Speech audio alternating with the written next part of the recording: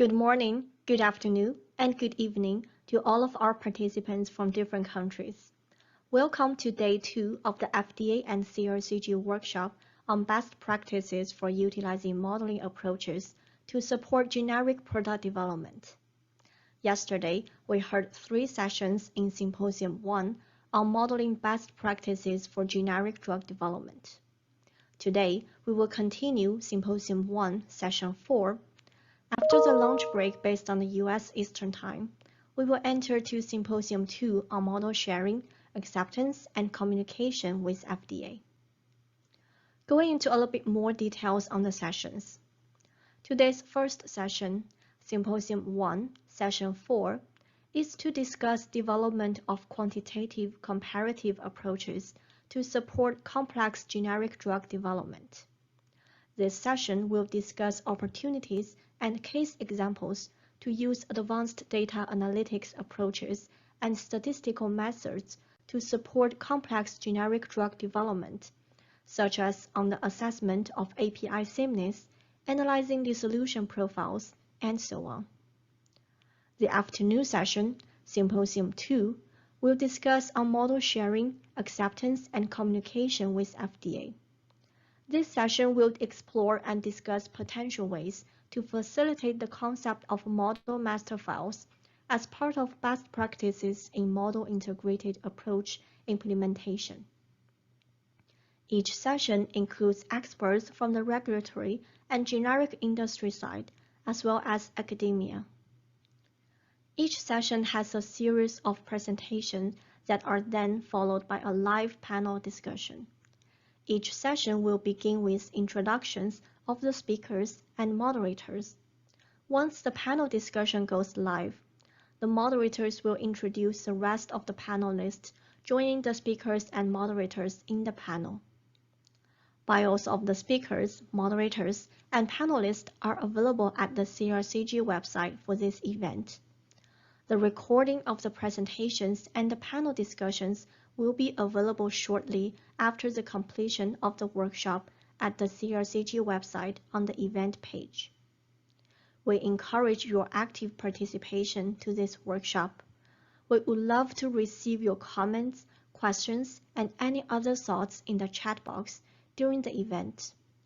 The speakers and panelists will make every effort possible to address these questions and comments. We sincerely encourage you to actively participate and let us hear from you. With that, we will enter today's first session.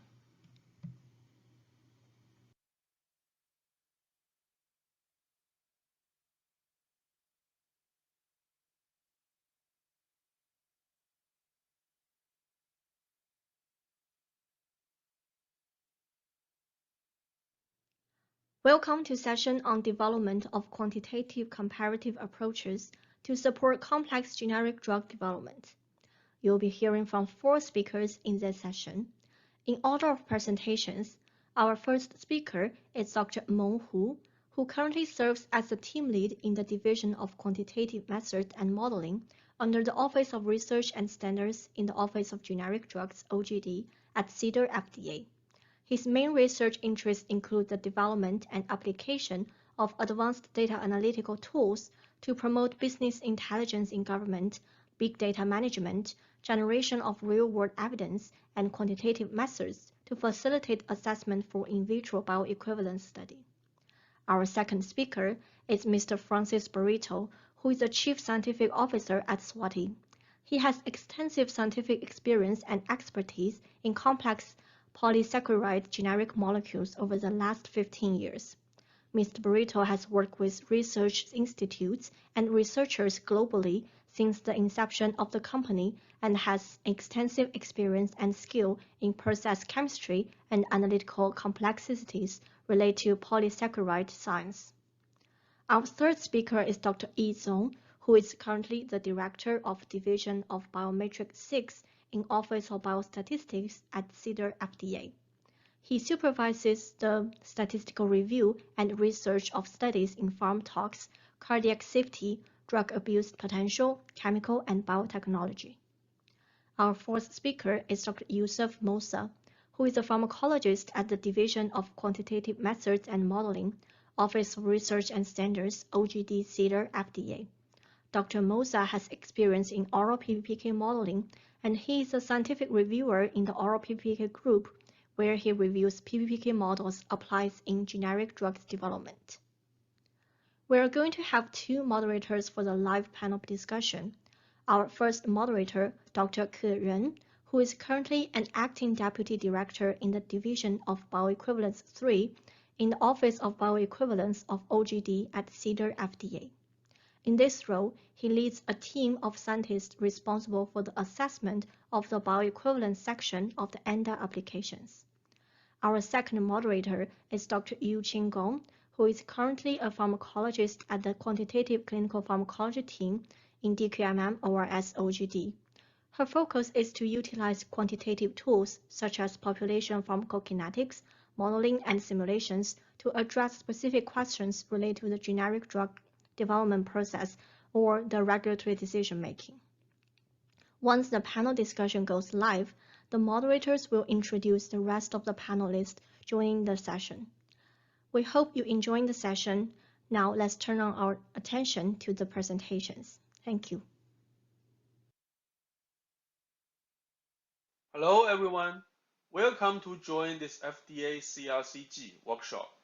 This session is about development of quantitative comparative approaches to support complex generic drug development. It is my great privilege to introduce use of data analytical approaches to support regulatory assessment from the FDA perspective. Disclaimer: this presentation reflects the views of the author and should not be construed to represent FDA's views or policies. Here's the outline of my presentation. First, I will introduce the background about why and how data analytics can be used to support regulatory assessment. Second, I will discuss the specific opportunities of using data analytical approaches to facilitate generic drug development and regulatory assessment. As a third and fourth points, I will talk about our efforts to answer the opportunity call as well as highlighted case studies. Lastly, I will summarize the learned challenges and lessons. Background: one critical mission of FDA is to ensure high-quality, affordable generic drugs are available to the American public. The FDA regularly publishes guidance to provide important information on the regulatory pathway for generic drug approval. However, for some drug products, research and regulatory gaps still exist, which impede the generic drug development and regulatory assessment, such as equivalence analysis, demonstration based on complex in vitro data. The recent decade has witnessed the arrival of a big data era. The big data era has brought unprecedented advance on data analytical approaches. Those potentially can be utilized for generic drug development and regulatory assessment includes multivariate statistical analysis, model-free algorithm, and artificial intelligence. In the following slides, I will use case study to demonstrate their use and advantages. As such, the advancement in data analytics offer opportunity to support generic drug development and regulatory assessment. As mentioned in last page, advancement in data analytics offer opportunity to support generic drug development and regulatory assessment. The first aspect is to support regulatory assessment, especially for those unusual complex equivalence analysis, such as API sameness assessment and complex particle size distribution equivalence analysis. The second aspect to borrow strengths of the recently developed advanced data analytics method to promote business intelligence and business process. For example, the development of automation tools to streamline the assessment process. This slide shows our efforts in regulatory science to answer the opportunity call. First, as shown in the left circle, the advanced data analytics method, for example, multivariate analysis method, can be used to support regulatory assessment. Here, I list 4 exemplified cases. They are development of multivariate analysis method to facilitate active pharmaceutical ingredient sameness assessment, equivalence assessment for complex particle size distribution, likelihood model-based data imputation to support BE evaluation, and equivalence analysis of complex dissolution profiles. The right circle represents the utilization of data analytical approaches to facilitate assessment process. I also list 4 exam cases here. They are development of machine learning and natural language processing tools to facilitate product-specific guidance (PSG) development, the development of bioequivalence assessment tool aiming to streamline the labor-intensive, less human intelligence-involved tasks during the bioequivalence assessment, prediction of ANDA submission, and heterogeneous treatment effect analysis to inform impact of PSG. In the following slides, I will use the highlighted 4 projects to demonstrate how data analytical approaches are used to support regulatory efficiency. This case is about a multivariate analysis method to facilitate active pharmaceutical ingredient API sameness assessment, specifically sparse principal component analysis. In short, sparse PCA was conducted for glytyramyl acetate injection BE evaluation. Glytyramyl acetate, in short GA, is an immunomodulator drug that currently is marketed for the treatment of relapsing remitting multiple sclerosis. GA is identified as the complex mixture of similar peptide chains, and identification of which peptide or peptide sequence are relevant to the drug's biological function is not currently possible. In order to assess API sameness between the generic GA product and the reference product, branded as a Copaxone, the liquid chromatography coupled with mass spectrum, in short, LC-MS approach, is employed as one of the analytical protocols. The upper figure shows example data from the LC-MS on GA product samples. There, we can clearly see many peaks in obtained signals. By this approach, hundreds critical components in the spectrum was identified. For the BE evaluation, the question comes as how to evaluate similarity of LC-MS profiles, which have hundreds of components. Given the number of components, an intuitive thinking is to apply multivariate analysis method. However, the obtained LC-MS dataset is featured with high-dimensional peaks components, like hundreds of components, but a very limited samples observation, like only 10 samples. This imposes another layer of challenges and difficulties for the application of a traditional multivariate analysis method, for example, traditional PCA, to conduct the comparative analysis. To address the challenge, we employed recently developed sparse PCA algorithm to reduce the dimension of data from hundreds components to 3 features, while retaining over 85% variance of the original data. Meanwhile, without loosening theoretical foundation of a PCA algorithm. As shown in the lower figure, the generated 3 features, which is PC123, can be used for vision demonstration and following statistical testing. So far, generic GA products have been approved by the FDA. This case example is about equivalence analysis for complex particle size distribution, PSD. Specifically, the development of Earth's mover distance, in short, EMD-based equivalence approach for cyclosporine of somical emotion, BE evaluation. Cyclosporine of somical emotion is indicated to increase tear production in patients whose tear production is presumed to be suppressed due to ocular inflammation. The product-specific guidance recommends demonstrating equivalence of the particle size distribution profile between a generic and a reference product, branded as a Restasis. The upper figure shows the measured particle size distributions from cyclosporine of somical emotion samples. The bold red curve refers to the mean PSD profile. We can see that the PSD profile of this drug product is complex, that is multimodal or multi-peaks profile shape.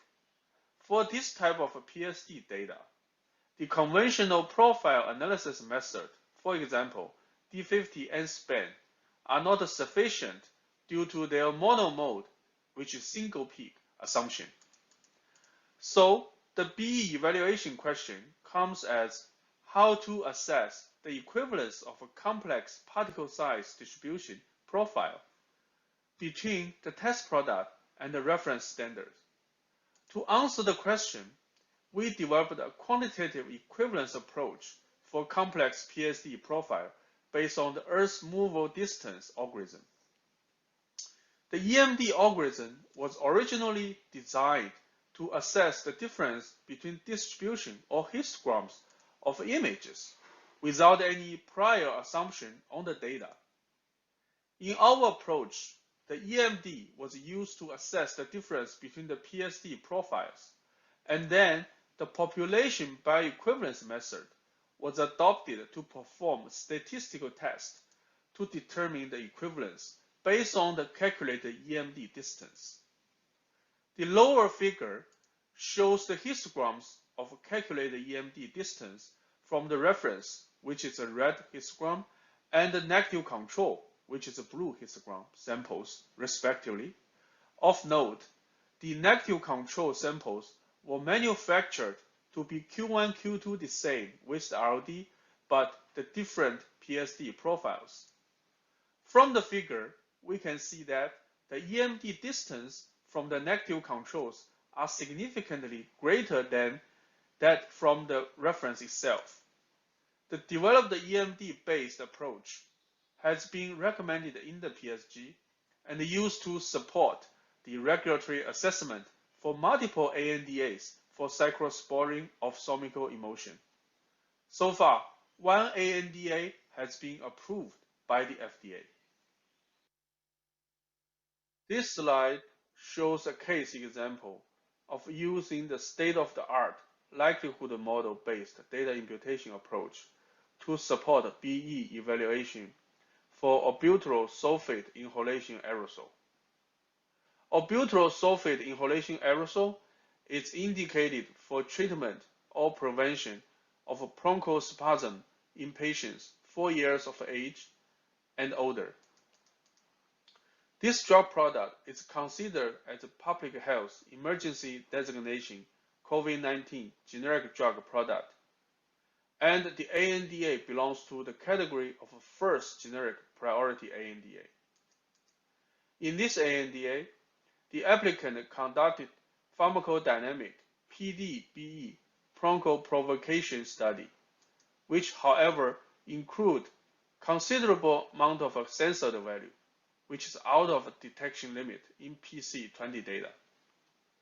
Specifically, among 84 subjects in the study, 22 subjects had a 44 missing value in PD endpoint due to detection limits, meaning right censored data. Missing proportion is about 11%. Without salient deficiency in study design and implementation, the BE analysis question is how to assess PD-BE study given the high percentage of censored value in the data. The traditional method, for example, half of minimal values or replacing censored values by detection limit, seem oversimplified and may introduce bias to the BE analysis. To mitigate the impact of censored values and improve data and model credibility, FDA's internal analysis adopt modern likelihood-based modeling approach, so-called M3 model, to perform data imputation for censored values. The results shows that this modeling approach improved credibility of the PD model and provided model-integrated evidence to support the first ANDA approval as one of the first generics for albuterol sulfate inhalation aerosol in 2020. As the last case study, I would like to share some experience, challenges from ongoing projects. This is a contract focusing on applying text analysis and machine learning to facilitate PSG development. PSG represents FDA's current thinking on the optimal approaches to demonstrate BE between a test product and its corresponding reference product. The right side diagram displays a high-level thinking on this project. According to our analysis, to develop a regular PSG for immediate release product, a developer usually spends 50 to 60% effort time to conduct information retrieval from public data source, for example, drug labeling, and internal data source, for example, internal review document. And the PSG developers will then use 20 to 30 effort time for information summarization. Based on all the collected information, the developer will draw conclusion, recommendation, and etc. Given the importance of PSG and the current advance in natural language processing model, one question is how to facilitate high quality and efficient PSG development.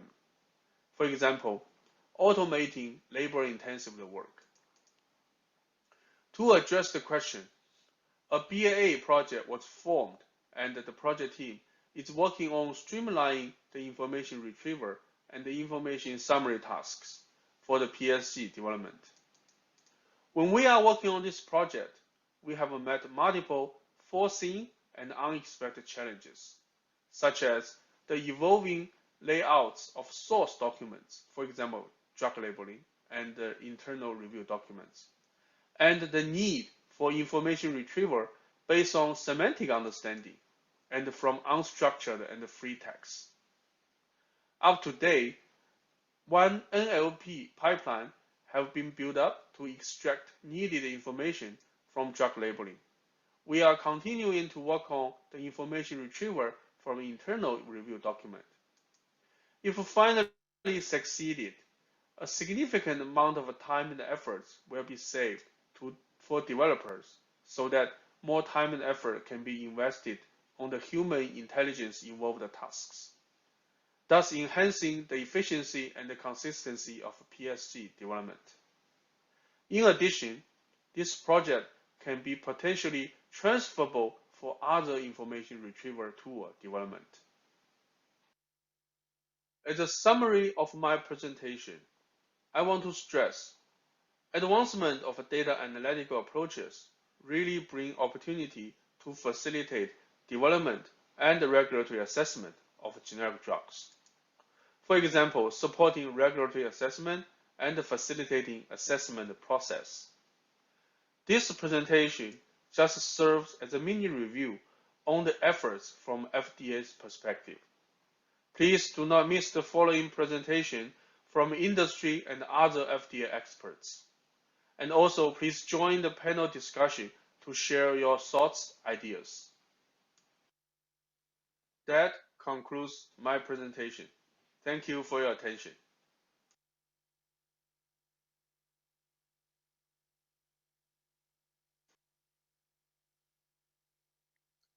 Thank you for the introduction. Good morning, everybody.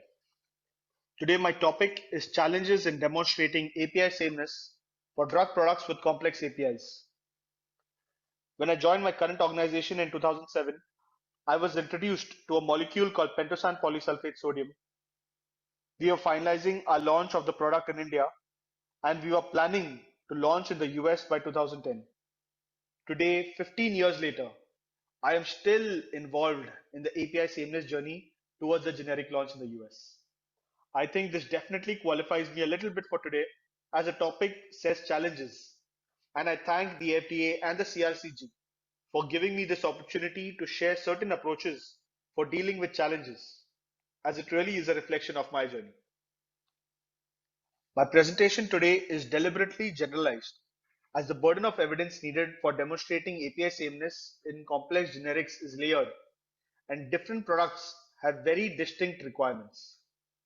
During this presentation, I will take you through the broad pathway that API sameness can be demonstrated, including the totality of evidence concept, then moving to a requirement of understanding the molecular diversity or heterogeneity in the substance, preparation for sameness, and techniques commonly used by industry. I will then go through a couple of case studies, followed by some challenges faced in this journey. So what is a complex API? Based on a manual published by CEDAR, the OGD can classify a molecule as complex if it is a mixture of active components or whose chemical structure formula indicates repeating structure units or a range of molecular weights.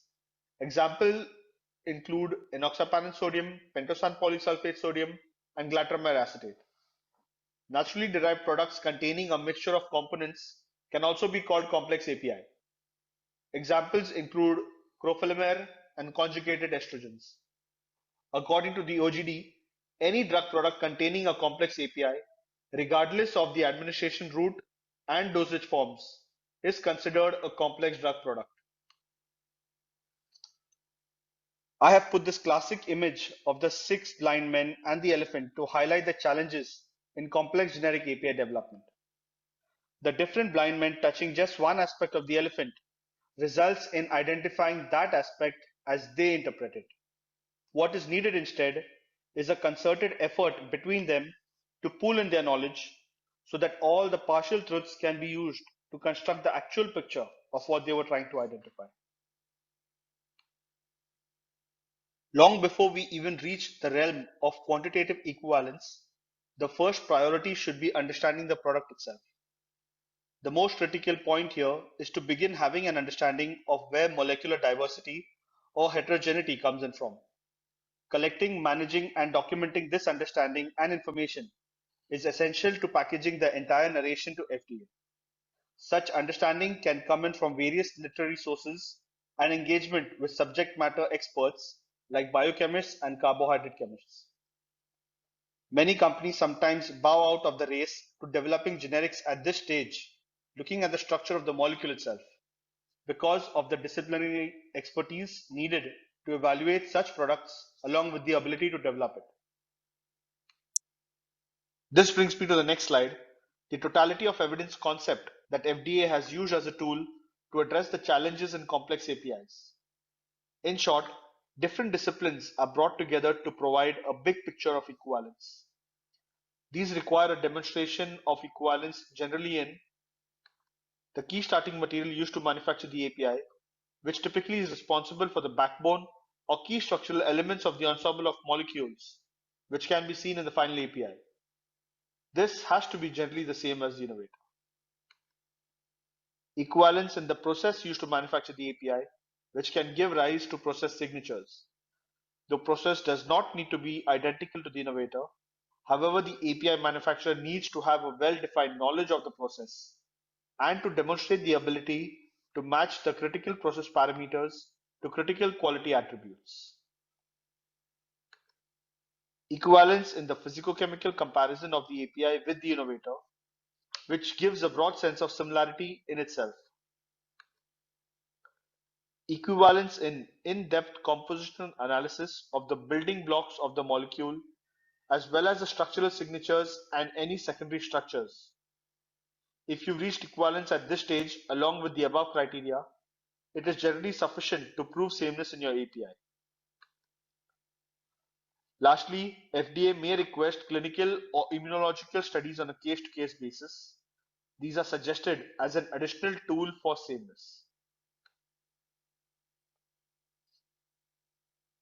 Assuming now that we have a product that has the same starting material and a process capable of delivering the physicochemical properties similar to the innovator, a parallel stage is the requirement for API from the RLD. This is another critical part towards sameness, as if the API has to be extracted from the RLD, you have to ensure that there is complete extraction, as the API could be a mixture of molecules. At this juncture, it is also crucial to emphasize the need for negative controls, which are deliberate constructs of API that either lack or have one or more features that are different from the actual API. These are needed to demonstrate sensitivity of the analytical methods used and to ensure an understanding and control of the manufacturing process. The physicochemical properties are an essential line of evidence when doing the equivalence tests. By themselves, they serve to demonstrate only similarity, but within the totality of evidence approach, they are essential to prove sameness. We can prove equivalence in physicochemical properties by a multitude of tests, starting with pharmacopoeial tests and then more substance-specific tests like molecular weight, amino acid composition, elemental and functional group analysis, evaluation of degrees of substitution, spectral comparison, optical spectroscopy, thermal analysis, particle size, and high-resolution microscopy. High-resolution methods for analysis are really the final frontier for demonstration of sameness. Such tools can include building block analysis and peptide mapping after chemical and enzymatic hydrolysis, quantitative 2D NMR, capillary electrophoresis, LCMS, and various chromatographic methods. The role of the methods here is to demonstrate equivalence in the building blocks and sequences of the molecules, as they often trace the fate of starting material specific and process specific signatures in the final API. When compared quantitatively with the innovator, they can give unambiguous proof of sameness.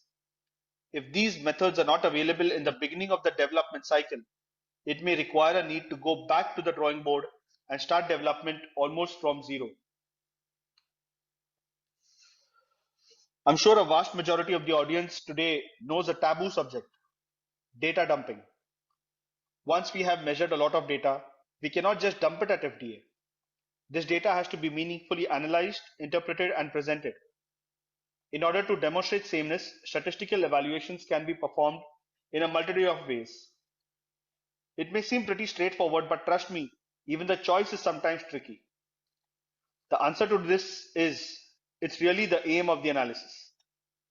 One popular option is a range-based method where you evaluate the min-max of the RLD with appropriate standard deviations and see if the test data fits into this. However, a more robust statistical evaluation is needed at times. We have seen both t-tests and confidence interval-based equivalence tests being used, and laymen like me are often confused on why one is preferred over another.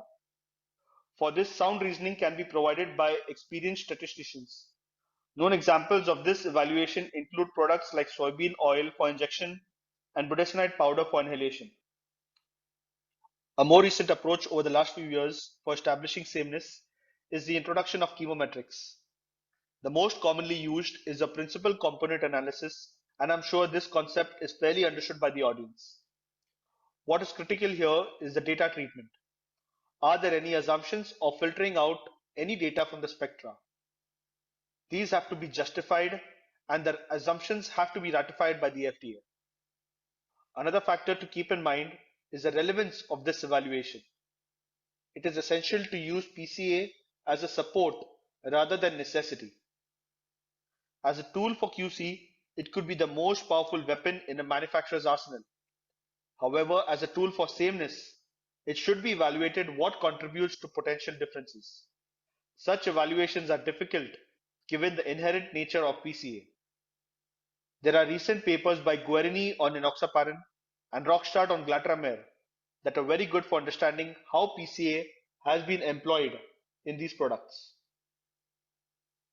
I will now move on to some case studies in establishing sameness in complex API. The API here is enoxaparin, and as all of us know, It was a landmark approval by FDA that brought this paradigm shift, establishing totality of evidence as a concept. I have adapted the following image from a paper published in Nature. This is a pictograph of what the innovator API could look like. We then evaluate whether a potential generic product is equivalent. For this, the first criteria of physicochemical sameness is applied. Equivalence in this tells us that the products are broadly similar, but nothing about the composition of the substance. Therefore, we apply the next criteria, which is equivalence of the heparin source and the mode of depolymerization. Since the molecular diversity of the building blocks comes in from the biosynthetic pathway, the same starting material should give you a similar distribution of building blocks, and the selectivity of the cleavage of the parent product can be expected to be similar if the same mode of depolymerization is used. Therefore, the composition and sequences of the two products are expected to be similar. The third criteria provides for compositional analysis made up of equivalence of building blocks evaluated by exhaustive enzymatic breakdown of the molecule, fragment mapping evaluated by partial enzymatic breakdown of the molecule, and lastly, an equivalence in sequence of the oligosaccharide species. This third criteria tells us that the two products have the same composition and sequence. Additional biological, biochemical, and in vivo pharmacodynamic profile studies carried out can further establish the sameness. Similar to the enoxaparin story, the PPS sameness exercise can also be approached in a similar manner. The PSG calls for the same starting source as the innovator, which has to be supplemented by all ancillary information requested by FDA. The next criterion is the physicochemical properties of PPS to be established using tests recommended by FDA as well as additional methods if applicable, along with appropriate statistical evaluation. Lastly, FDA needs detailed equivalence in building block composition and chain branching, and we have used orthogonal methods like 2D NMR, LCMS, and CZE, and method validations are available. My personal experience in this product has been when I started my PPS journey in 2007, enoxaparin ANDAs were still under FDA review, and the totality of evidence concept did not yet exist in a legal framework. At the time, I remember many clients used to ask if we had capillary zonal electrophoresis data, and there were questions on the interpretation of the data itself. So what we did is we got stakeholders together to engage in discussion of the subject, as well as collaborated with multiple scientists and institutes across the world to discuss the analytical competence. Today, the subject has evolved, and nobody asks if we have CZD data. They all ask if we have sameness in API based on the PSG. Therefore, what we have understood is that the choice of methods is up to you, as long as you can justify and prove sameness within the boundaries of the guidance. And if you feel something extra or different is needed, engage with FDA. I earlier spoke about multivariate analysis for sameness evaluation. This is information from the Rockstart paper I quoted earlier. In the case of glatiramer, a glataramide copolymer 1 could be shown to be different from the innovator. What can also be seen clearly is that the three batches from the same manufacturer occupy three distinct spaces, allowing to clearly see batch-to-batch variability. From the paper, we know that the composition of the two products is similar, and the differences seen are due to a small proportion of the total structure.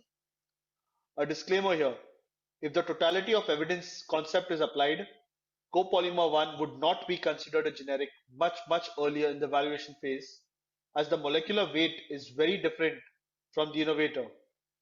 This comparison was purely done so that the analytical methods developed could distinguish glatamer acetate from other glatamer-like products which have a similar composition. I will now mention some other challenges during the journey of establishing sameness. The first one we normally see is RLD availability. There is no information linking the batch of the API to the batch of the finished dosage. Hence, finished products which close expiry dates could be from the same API batch. This in turn would reduce the natural batch-to-batch variability, increasing the burden on us to assess the variability in the RLD. At the same time, we sometimes need multiple unexpired RLD lots, as some analytical methods need to be done on the entire set of samples simultaneously. We have seen that chemometrics can help classify test samples against RLD. However, a large number of RLD batches is needed to build up a library.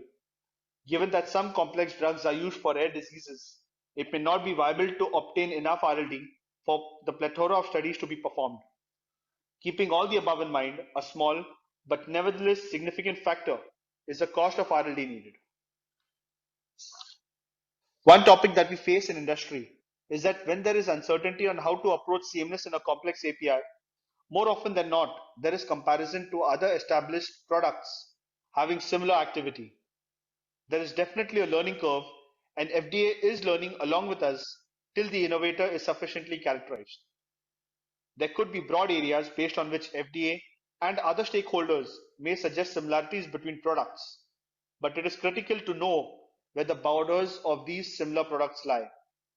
Sometimes methods are available for one class, but they are simply not transferable to other products.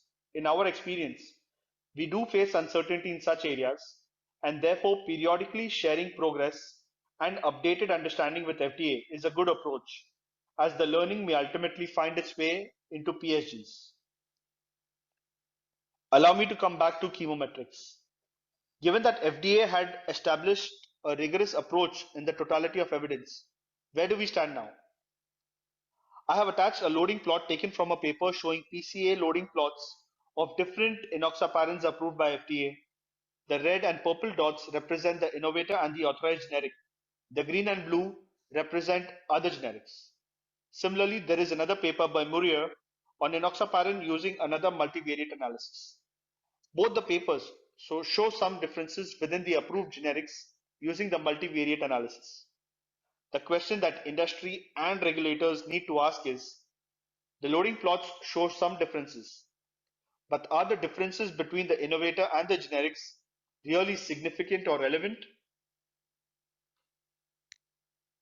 Some questions that all stakeholders have to evaluate sometimes. When is the work needed for sameness enough? The state-of-the-art methods may keep on evolving, but how close to perfect do you need to get? Is perfection demanded?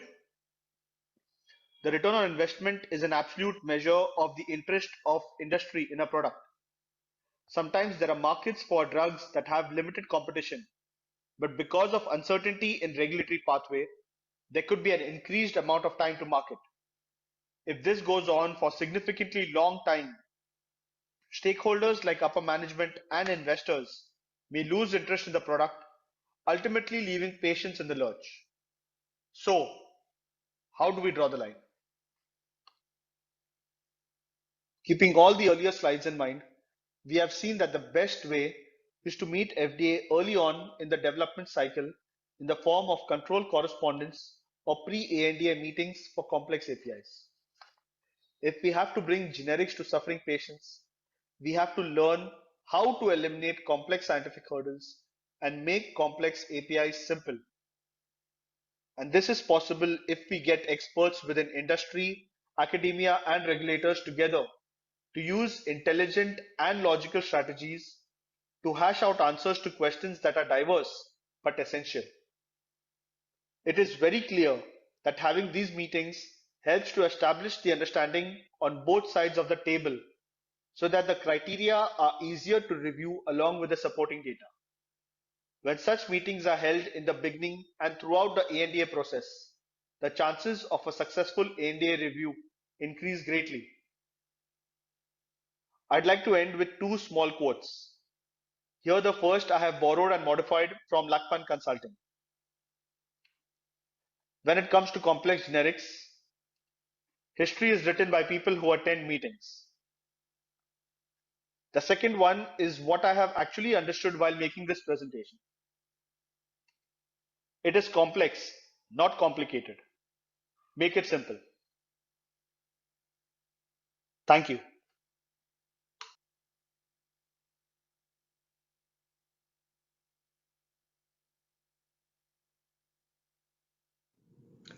I want to thank Dr. Yuqing Gong for inviting me to give the presentation about statistical experience and the challenges in assessing similarity of dissolution profiles, particle size distribution, and API sameness. Here's my outline of the talk. Now we start with the dissolution profile comparison. In vitro bioequivalence or similarity may serve as bioweaver for the in vivo bioequivalence. In vitro data often represented as multivariate or repeated measurements. So statistical approach to show in vitro bioequivalence or similarity consists of 3 steps. First is to define a proper matrix of difference or similarity between test and the reference product. Then we derive an unbiased estimate of the population difference or similarity matrix. And finally, we define the proper margin of equivalence or similarity. Now, since the margin or the is defined using the limited reference product data, so it's very challenging to generalize the publication. Now, because drug absorption depends on the dissolved state of drug products, in vitro dissolution testing is believed to provide a rapid assessment of the rate extent of drug release. As a result, Leeson in 1995 suggested that in vitro dissolution testing can be used as a substitute for in vivo bioequivalence study to assess the equivalence between the post-change and the pre-change formulation. In 1995, FDA published guidance for the SUPAC-IR, which include the in vitro dissolution testing.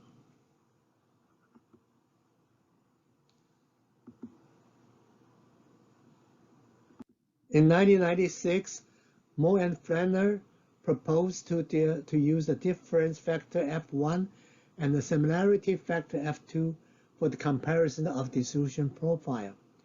In 1996, Dr. Vino Sharp and Pradeep Sathe and I formed a working group to develop and evaluate method for the comparison of dissolution profile. So in the following years, we published 5 papers on this topic, which is most recently is Dr. Xiaobo Liu and I and the FDA statistical group write up a paper which is going to be published in the Statistics and Medical Research. Now, let me introduce some notation and the formula for F2. The F2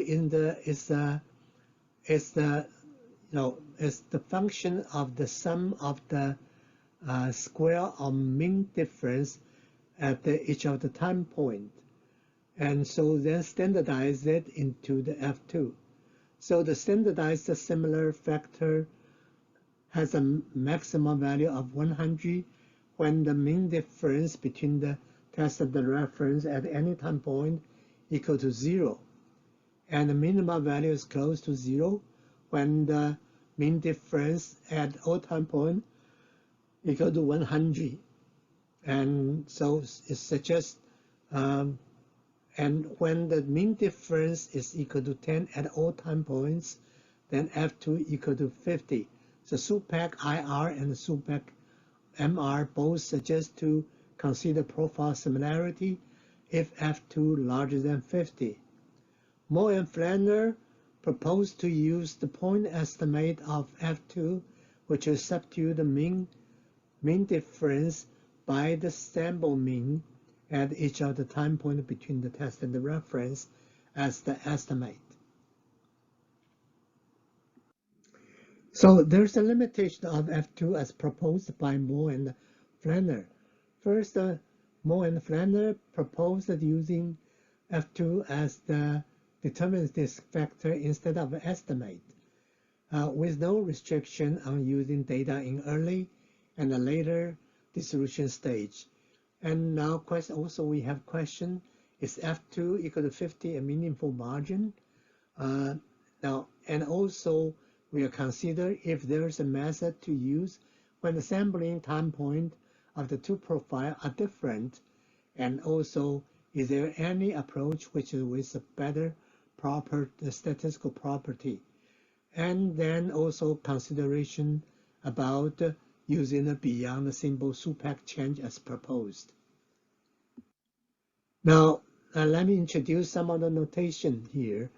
For the statistical consideration to use for F2, we consider as hypothesis testing the population matrix is larger than delta 0, which is equal to 50, would be show the similarity. Now, what we have estimate is sampling mean of the test and the reference at each time point, plotting for the true mean difference. And so the standard error, because it's an estimate, there's standard error. The standard error, it can be determined using a bootstrapping method under non-parametric assumption as we published in 1998. And then we also showed in 1998 that F2 hat is a biased conservative estimate of F2. Because we can look at the expected value of F2 hat, which is using Taylor expansion, we can see that it's less than F2. So it's a conservative estimate. So in 1998, we proposed some bias correction to adjust for it. There's a limitation of using the F2. First, the margin is derived by assuming mu t minus mu r equal to 10 at all time points. And the problem about the extending to in vitro bioequivalence in general, which was discussed by Duan et al. In 2011. And F2 does not imply that mu1 minus mu2 small equal to 10 at all time point. But if the mu t minus mu r at any time point larger than 15, then it's not likely the test stat is going to show that they are biosimilar, they are in vitro bioequivalence.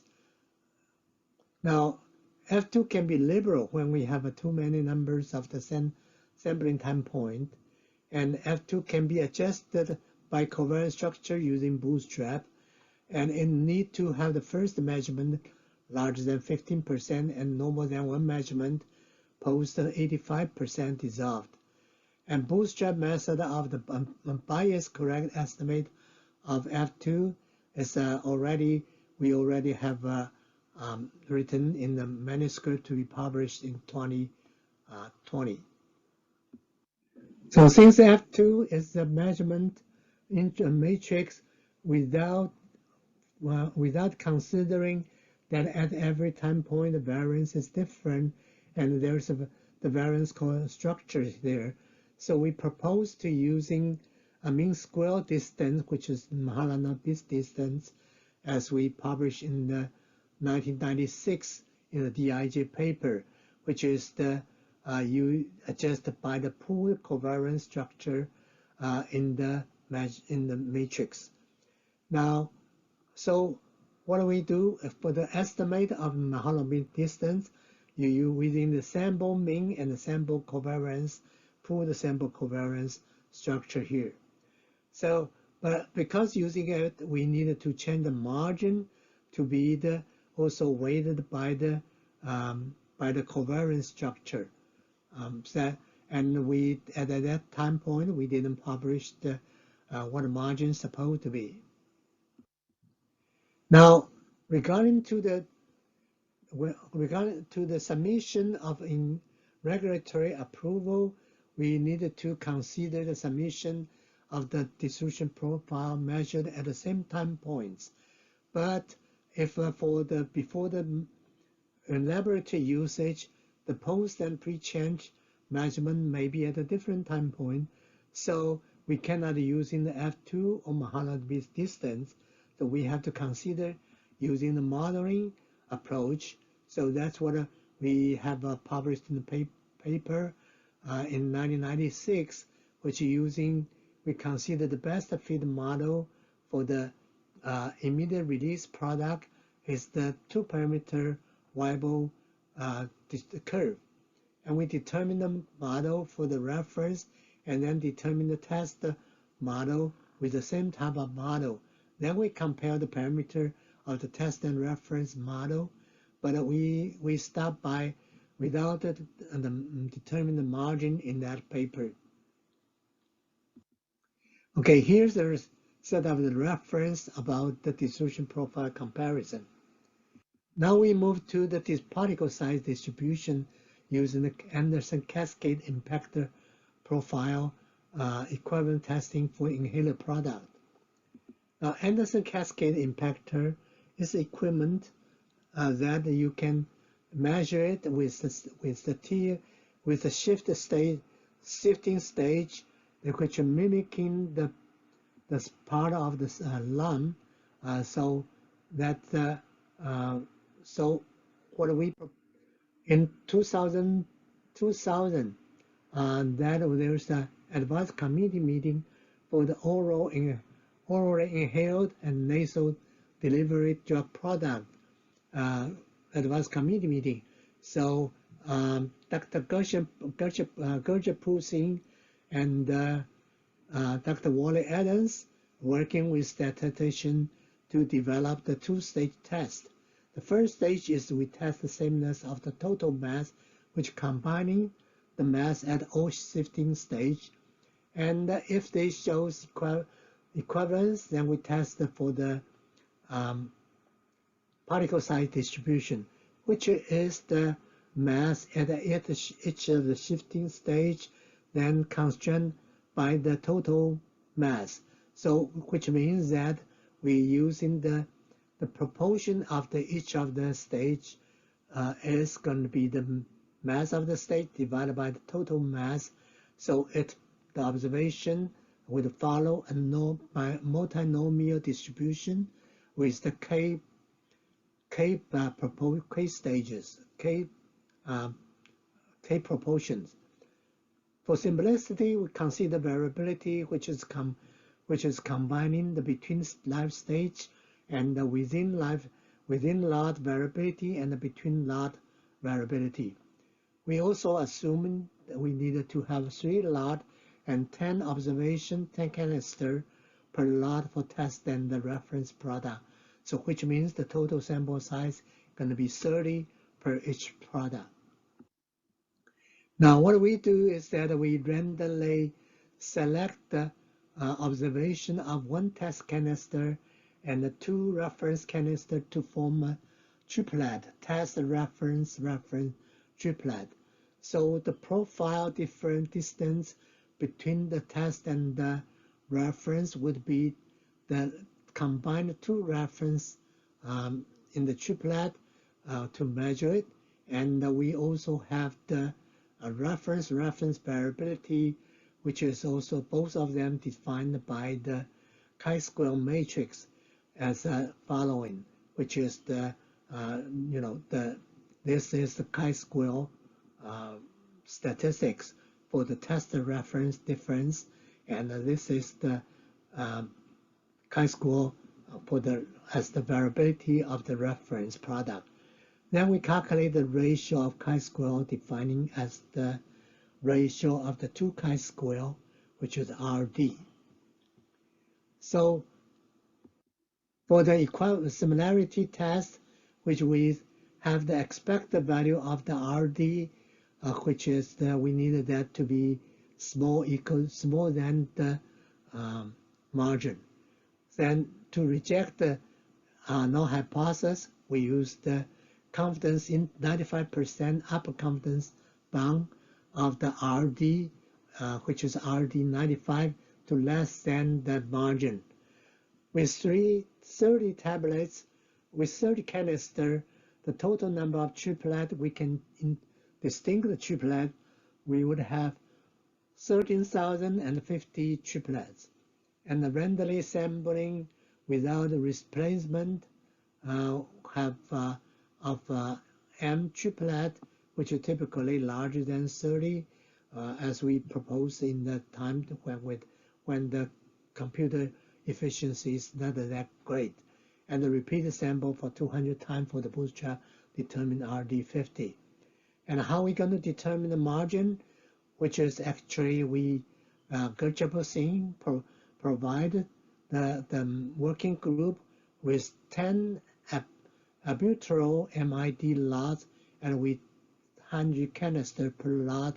So we have about 1,000 observations there. We used the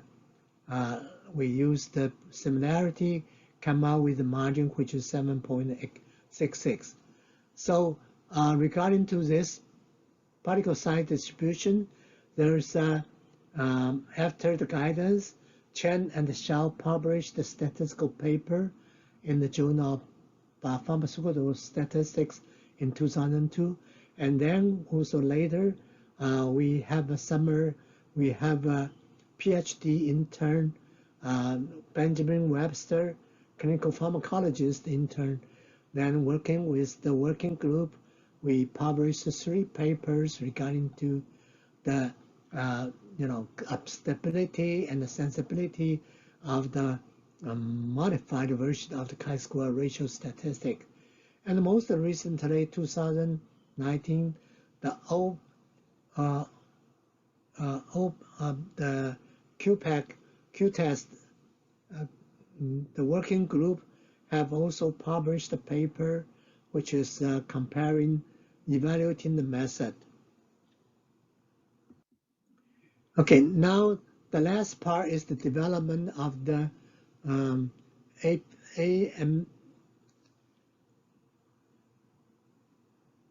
API sameness assessment. Now, the assessment is using the same of the 2-stage as we published the guidance for inhaler product.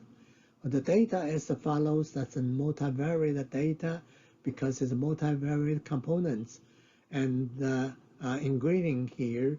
So first is to test the mean ratio test for the summation of all components. If the ratio shows the similarity, so then we can move to the next stage is to compare the ratios, the ratio of the difference of the each of all the components, and that we do it as similar as the inhaler product procedures. Then the mean ratio test is we test the total sum of the test and ratio to the mean to the reference need to be sandwiched between 90% and 110%, which is for the sameness of the total of those ingredient combination. Then we test the ratio of the chi-square of the test reference chi-square and the reference chi-square. It's the same formula as we divided in the inhaler particle size distribution. Okay. Now, so the second stage, then we have to test that the mean ratio is should be less, upper limit mean ratio should be less than the margin.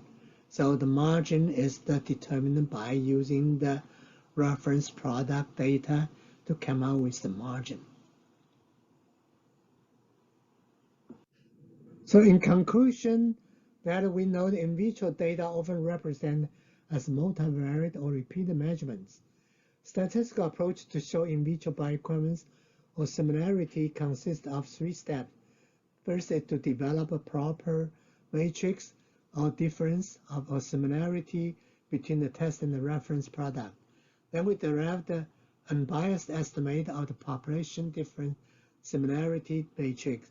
Then we define the margin of the equivalence or similarity. However, the challenge is to generalize the application based on the existing limited reference data.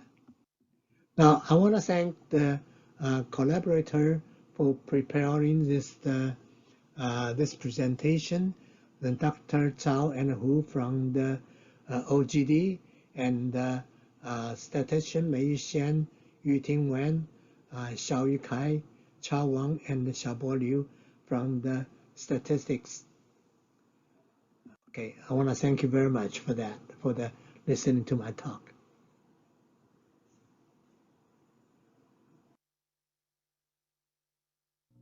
Hello everyone, my name is Youssef Mousa and I am a staff fellow in the Division of Quantitative Methods and Modeling in the Office of Generic Drugs.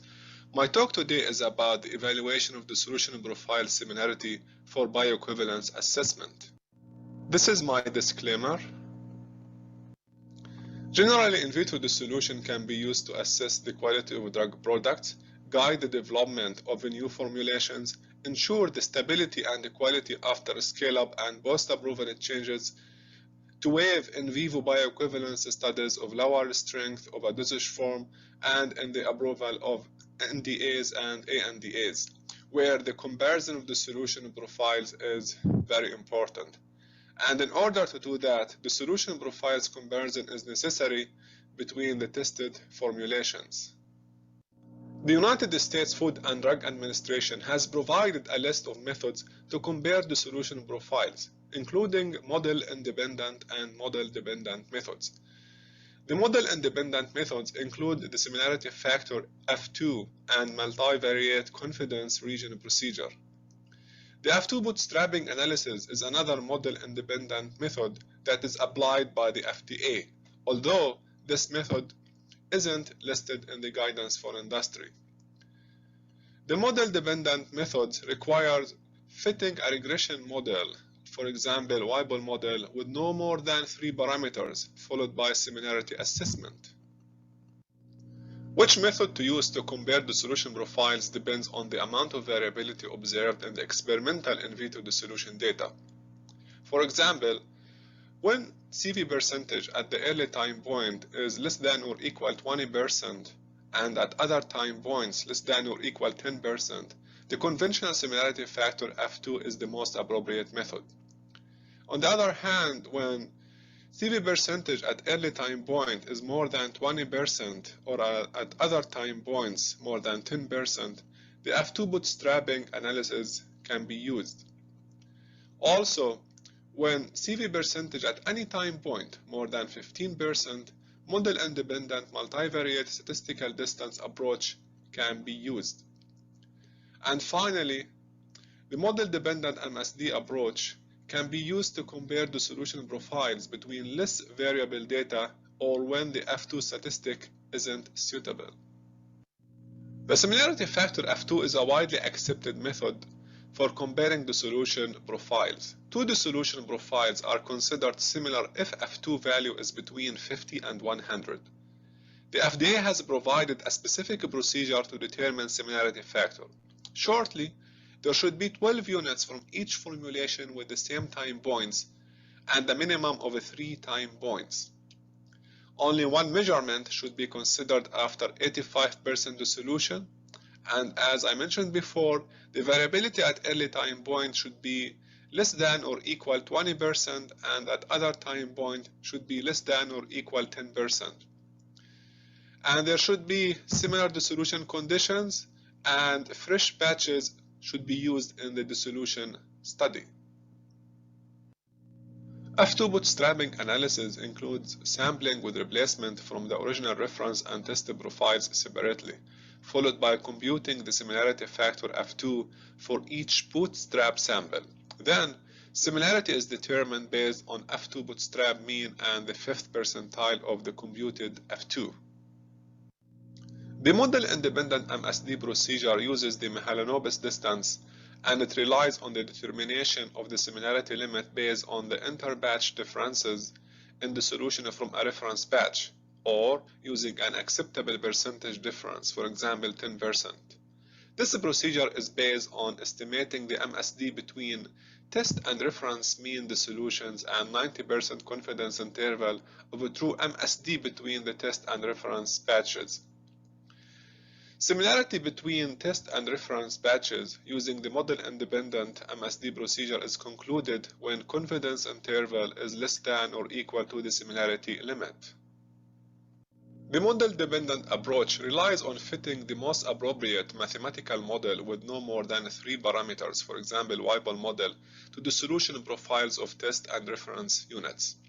The similarity region of the model-dependent method is based on variation of parameters of the fitted model for test units from the reference batch, followed by applying the MSD procedure to assess the solution similarity.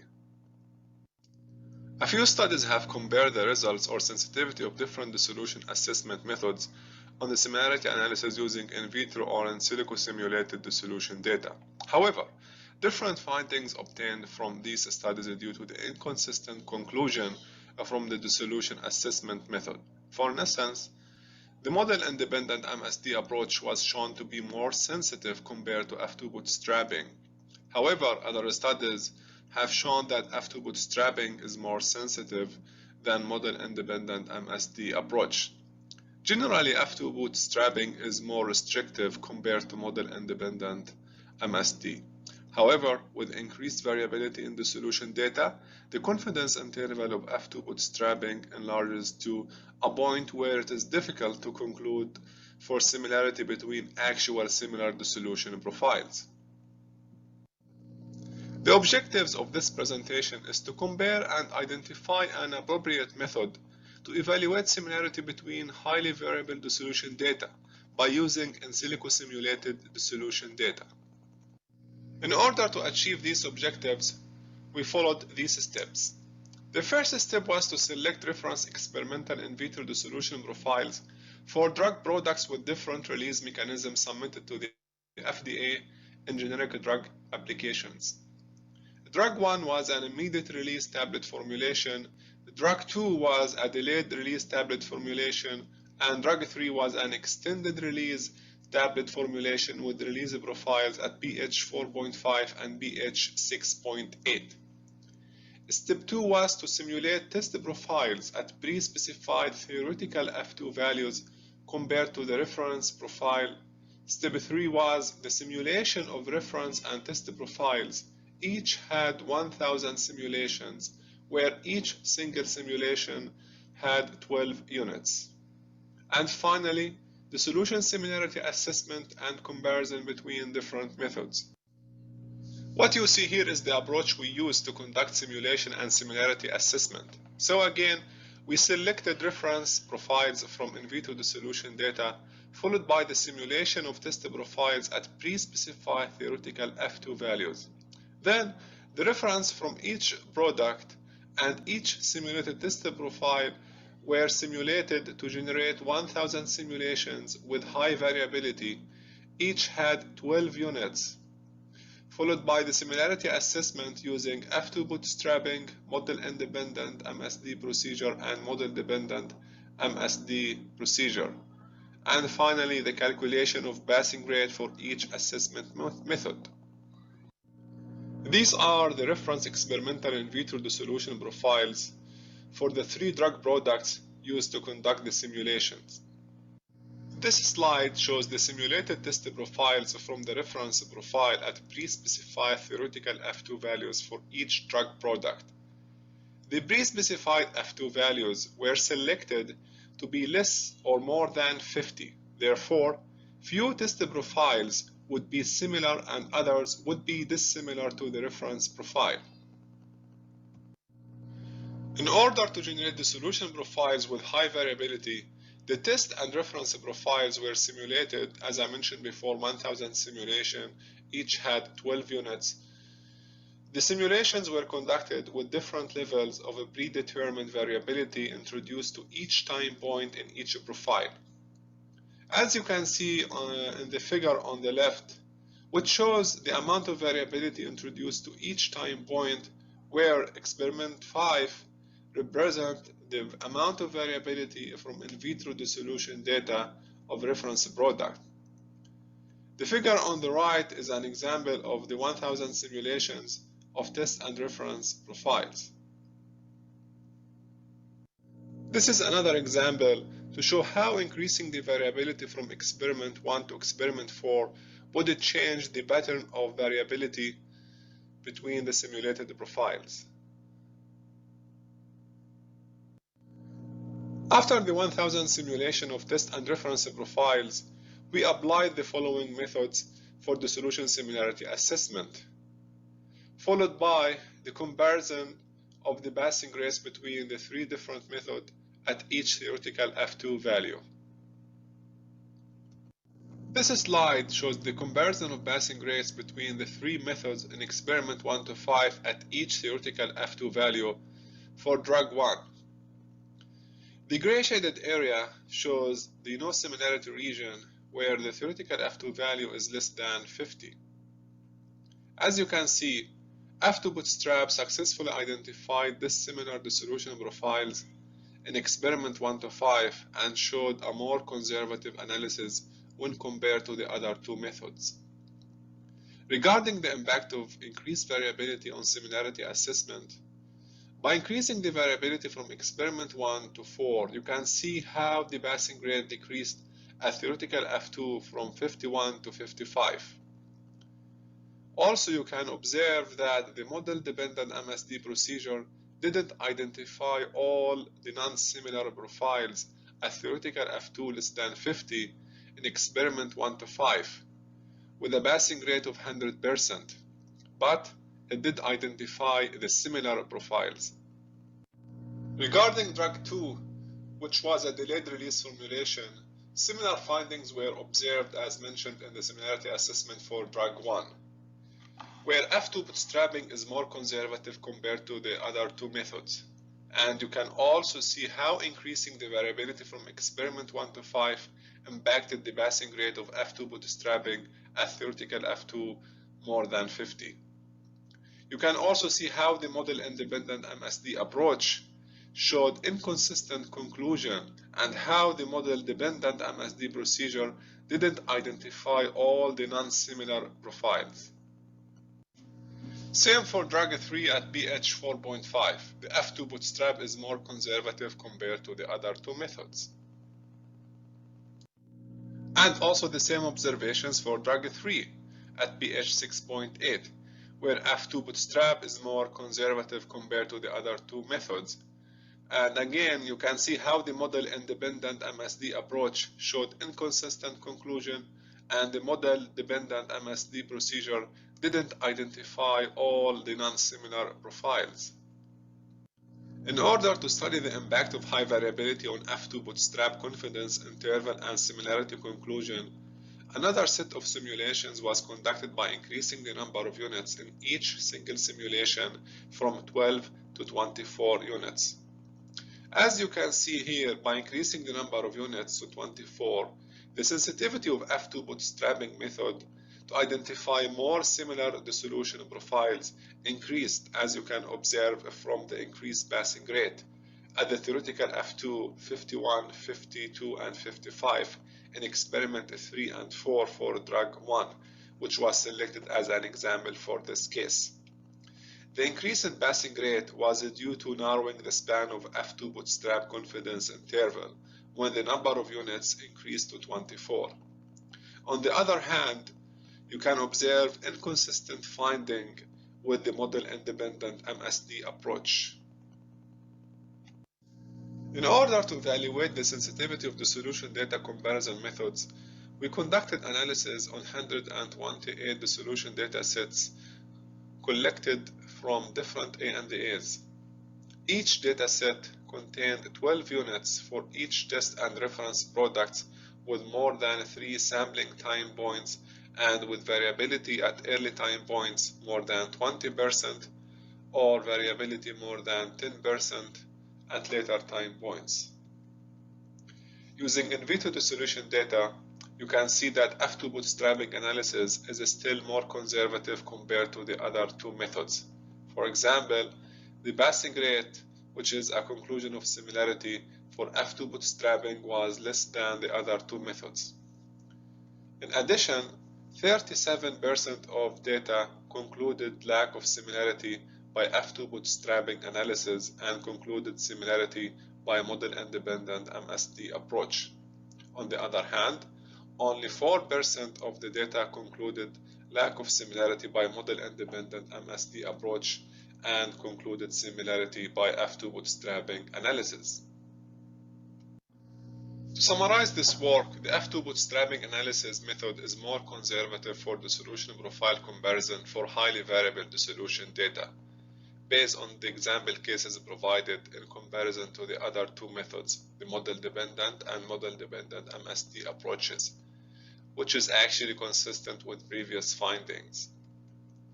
Another point to mention here is that a well-developed and validated physiological-based pharmacokinetic model can be used to assess the risk of dissolution deviation on in vivo performance by creating the solution safe space. Finally, I would like to acknowledge the constructive feedback from my division directors, Dr. Liang Zhao and Dr. Lucy Fang, and I also would like to thank Dr. Fang Wu and Dr. Zhen Zhang, in addition to my office leadership, Dr. Robert Leonberger and Dr. Lei Zhang, for providing a strategic vision to promote innovative approaches in generic drug development. Thank you for attending this session.